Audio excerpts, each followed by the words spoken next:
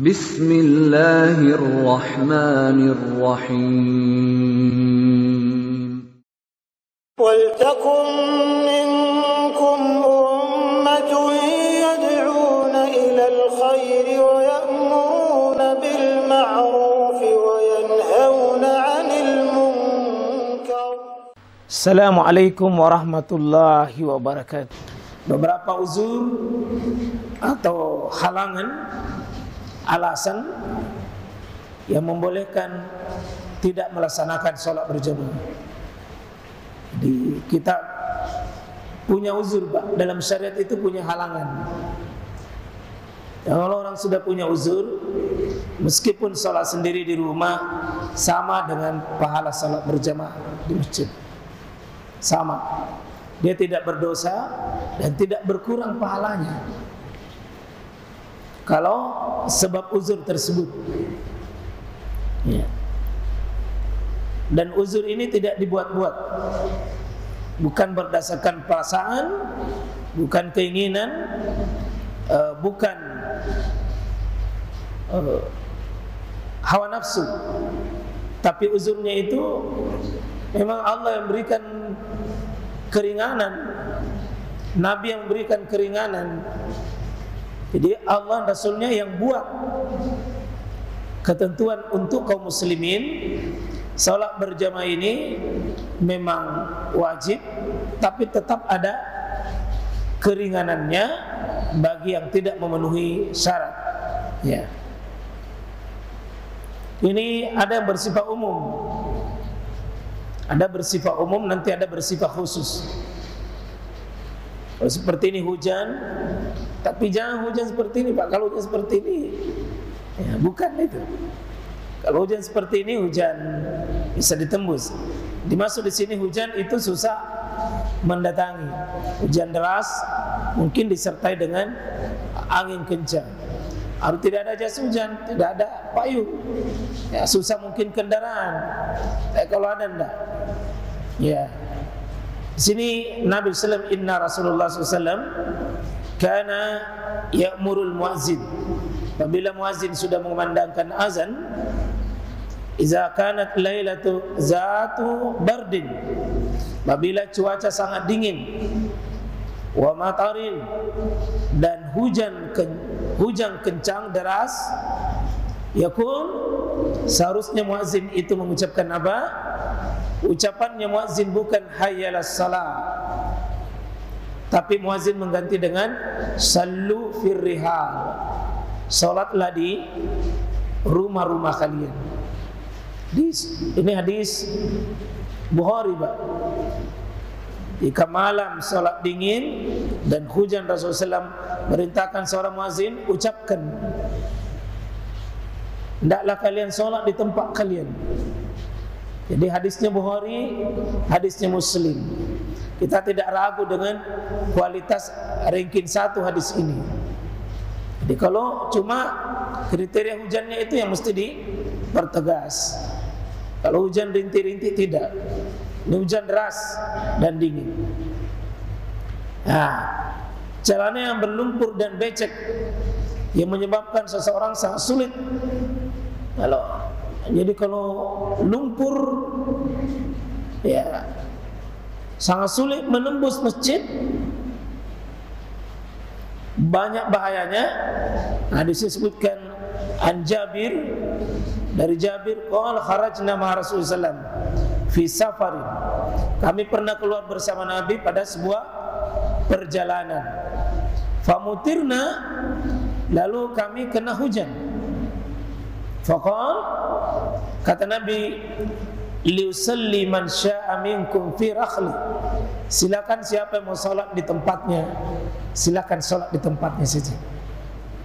Itu karena dari rumah ke masjid penuh dengan kesulitan untuk menembus sampai di masjid. Maka syariat ini Allah ringankan dengan salat di daerah. Masih Muslim dan tambahan Abu Daud dan At-Tirmizi. Kami berangkat bersama Rasulullah SAW sebuah perjalanan, kemudian hujan mengguyur kami. Lalu dia mengatakan, siapa di antara kalian hendak salat? Hendaknya dia singgah sholat di persinggahannya atau di rumahnya, di kemahnya atau di tempatnya. Hadis Muslim, hadisnya sahih. Dingin yang sangat menyengat, yang keluar dari batas normal yang biasa dirasakan manusia. Ya, jadi kalau ada dingin yang sangat luar biasa, maka Nabi sallallahu alaihi wasallam mengatakan fi akhir azani wa man qada fala kharaja alaihi.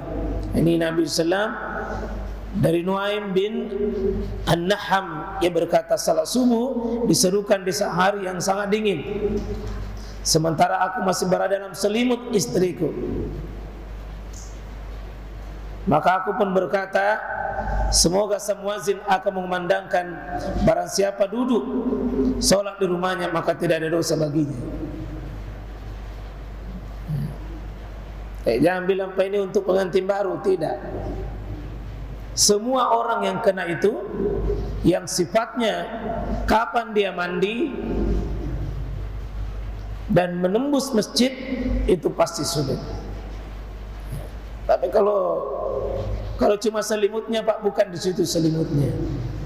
Selimut itu bisa dilepas, bisa mandi air hangat, bisa mandi air hangat. Tapi ini kalau seperti mungkin kita di Indonesia tidak seberapa dinginnya Pak. Kalau seperti di kampungnya Nabi, bisa kalau datang dingin Pak, dinginnya dingin. Ya, yang biasa Bapak pergi haji dan umroh di musim dingin, kalau datang dingin itu Pak di Mekah, dinginnya yang luar biasa. Ya. Maka boleh diizinkan oleh Nabi untuk tidak sholat di masjid, tapi boleh sholat di rumahnya dan tidak ada dosa insyaallah. Nah, demikian juga seperti ini malam sangat gelap. Tadi dingin, hujan, sangat dingin, becek, ini sangat gelap, tidak ada penerang sedikit pun. Nanti kalau masjid kita ini alhamdulillah ya, saya kira daerah-daerah kota ini, soalnya kalau mati lampu dan rusak jalanan. Ya. Nah, sekarang ini yang penting ini, uzur bersifat khusus. Ini khusus. Jadi tidak mengenai semua orang, tapi khusus ini yang kena penyakit ini.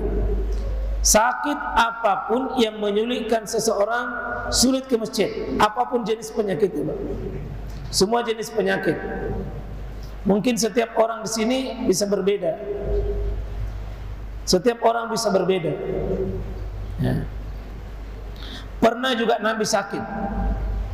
Begitu Nabi sakit, maka Nabi muruh Abu Bakrin falyusalli bin nas. Kata Nabi, perintahkan, minta Abu Bakar untuk mengimami manusia. Ini Nabi yang minta sama tukang azan, minta Abu Bakar untuk jadi imam. Karena itu muazin bolak-balik dari rumahnya Nabi ke masjid, masjid rumahnya Nabi. Nabi perintahkan tidak bisa ke masjid, dia sholat di rumahnya karena sakitnya. Nah, karena memang muazin tidak boleh qomat Pak, tidak boleh qomat kalau belum ada imam. Jadi muazin tidak boleh qomat, tidak ada imam. Maka Nabi sebagai imam utama menunjuk wakilnya. Ada namanya naibul imam, pengganti imam, itulah Abu Bakar. Makanya di setiap masjid sedapat mungkin ada imam satu, ada imam dua, paling kurang 1-2.